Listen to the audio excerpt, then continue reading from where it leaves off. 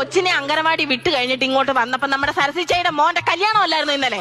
ആ വീട്ടിലോട്ടൊന്ന് കേറി. ഞാൻ ചെന്നപ്പോ പുതുമോടിയായിട്ട് പെണ്ണിരുന്ന് ചായ കുടിക്കുക. എന്നെ കണ്ട ഉടനെ ഇങ്ങനെ ഞാൻ തിരിച്ച ഇങ്ങനെ പിന്നെ ദേഷ്യം വരുന്നില്ലയോ? എന്തോ പത്രാസുകാരിയാന്നേ. അവിടെ മട്ടും ഭാവവും കണ്ടു കഴിഞ്ഞാൽ ഭൂലോകത്ത് അവളെ മാത്രമേ ഉള്ളൂ താലി കെട്ടിക്കൊണ്ടുവന്ന് നമ്മളെല്ലാം പച്ചീർക്കിലി കോർത്ത് കൊണ്ടുവന്നു തോന്നും.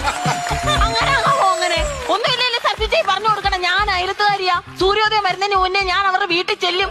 നുണയും കൊതിയൊക്കെ ഞാൻ പറഞ്ഞു വേണം ഇനി അറിയാൻ. അങ്ങനെ ഒരു ബഹുമാനം എനിക്ക് തരണം. അതില്ല.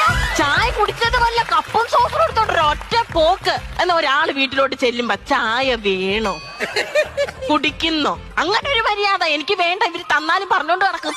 പക്ഷെ ഞാന് സുമതി ഇന്നലെ വീട്ടിലോട്ട് വന്ന് ഞാൻ ചായ കുടിച്ചോണ്ടിരിക്കുക. സുമതി ചായ വേണോ നിനക്ക്? വേണ്ടാന്ന് അവള് പറഞ്ഞു. 1000 തവണ അവൾ പറഞ്ഞു. പക്ഷെ ഞാൻ കൊടുത്തു. എന്നിട്ട് ഞാൻ പറഞ്ഞോണ്ട് നടന്നില്ല ഞാൻ കുടിച്ചെന്റെ ബാക്കി ചായ കൊടുത്തേന്ന്. ആ ശീലം എനിക്കില്ല. അതുപോലെ ഇന്ന് രാവിലെ ഞാൻ ദോശ കഴിച്ചോണ്ടിരുന്നപ്പോ